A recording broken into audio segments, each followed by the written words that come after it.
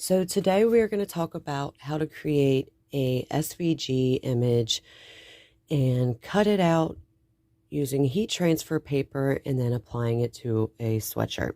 So a lot of times they want you to pay for images on the Cricut. And if you want to avoid that, I'm going to show you how to do that. So I want a black and white image from Bengals because I just want to do a simple one today for beginners. And I searched black Bengals logo. So I kind of like this one here. So what I'm going to do is actually right click on that and I'm going to save the image. Okay. So we're just going to type Bengals. Oh.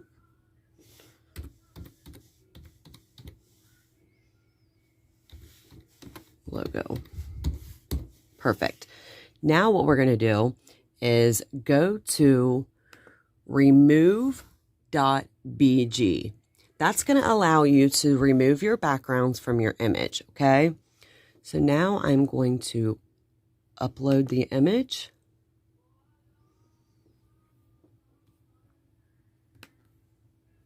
Where did I save that? There it is. And upload it. So now it's going to give you the ability to actually save one that has no background on it, so you won't have any issues when it comes to cutting it.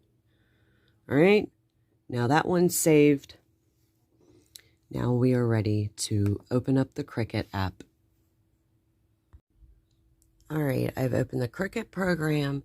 Now what we're going to do is go over here to New Project.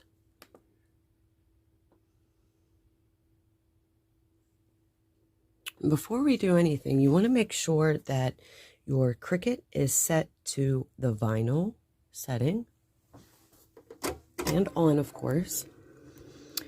So I want to upload my image that we saved and removed the background. So I have to browse for it. And I know this is the correct one because it says remove BG. So I know that was the one that actually has the background removed on it. All right. Just choose a simple image type. Click continue. And we are going to apply and continue. And we are not doing a print and cut. We are just doing a cut image. So that'll be the one that we choose, just cut.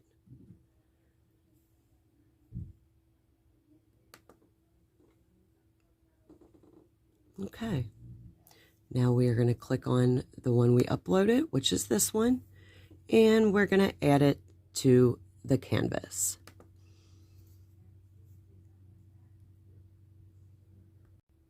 Now that we've uploaded the image, we want to resize it. Over here, so if the box isn't showing up, what you want to do is click on the image, click on this little image right here, these two arrows, and that's how you can enlarge it. And I'm going to go down a little just to make sure that I don't have it too big down here, and that was a little bit too much. All right, and that's a little bit too big. I'm going to make it just a smidgen smaller. Go up. That's perfect. So now I'm going to go over here to make it. Now, because this is a letter, I have to click mirror it.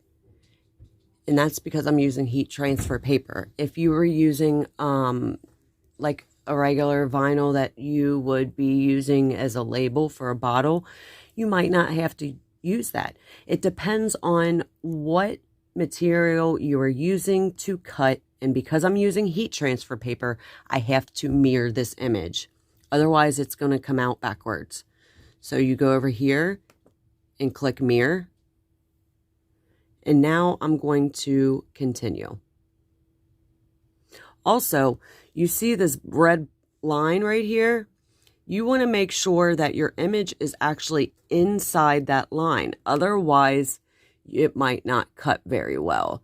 So just in case, what I'm going to do is click on this and I'm going to bring it down just a little bit just to make sure that none of my image gets cut off. So I brought it down and I'm going to take it over to the right just a smidgen. And that looks good to me. And I'm going to hit continue.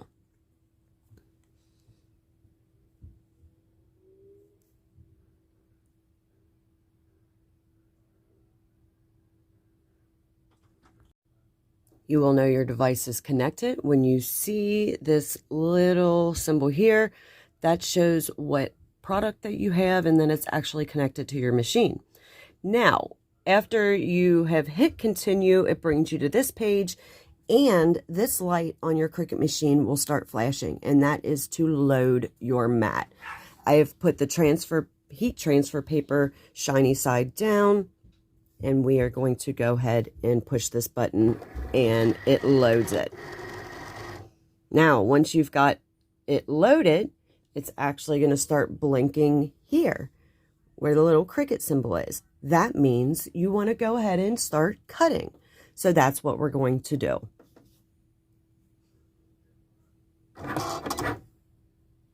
As it's cutting, you will get the percentage of how much is complete on your screen.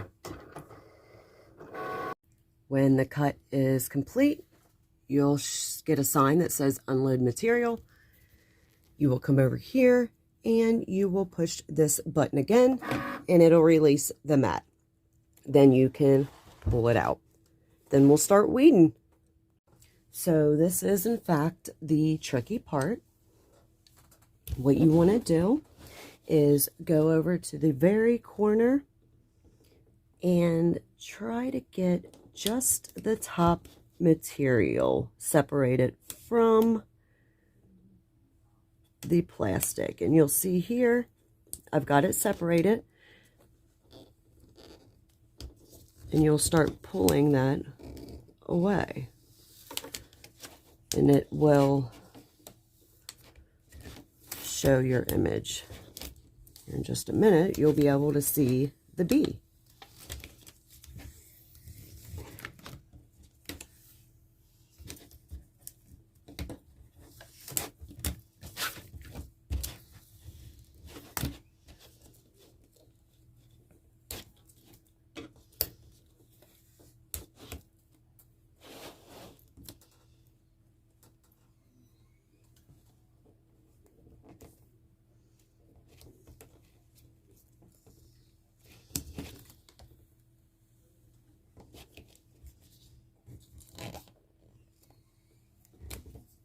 All right, so there's our bee. Now I'm going to go in and just start weeding out what I don't need.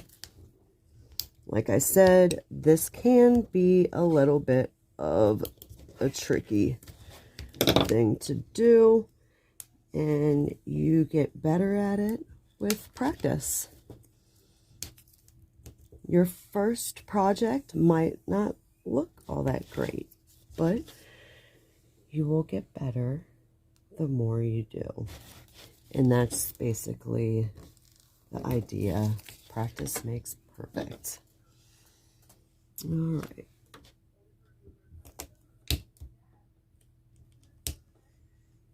If you don't have one of these little tools, it can make it really tricky. So make sure you are using that. If you lose yours, you can get another one. I think they actually even sell them at the Dollar Tree now. And to be honest with you, I've seen people that use them and they work quite well.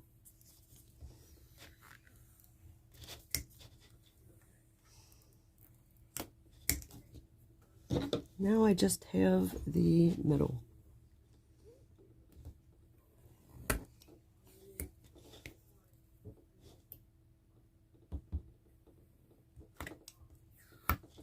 All right, ready to put on a shirt now.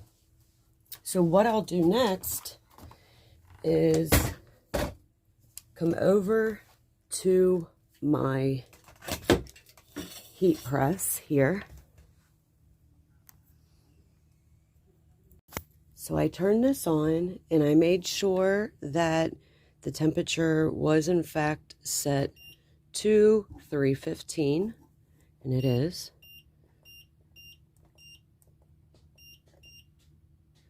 So now I'm going to wait while it warms up. The heat transfer paper goes on better when the fabric is already warmed up. So go ahead and place your t-shirt or sweatshirt, whatever you're using, on the heat press and warm up the fabric for about 10 seconds. So now I've placed the heat transfer paper exactly where I want it. There are methods for getting it perfectly centered, but fortunately I had this to kind of work with to center it up. You could actually fold your shirt in half this way and iron down the middle and get a good line for the middle. So I will also use a Teflon sheet to go over it. And we are going to press this bad boy on here.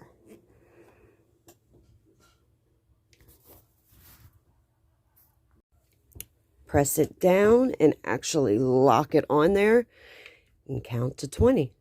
Go ahead and pull it up and unlock it. Slide this out of the way. Now, some heat presses might actually have a timer. Mine does not. I'm going to let it cool just for a second. And then I'm going to pull it off.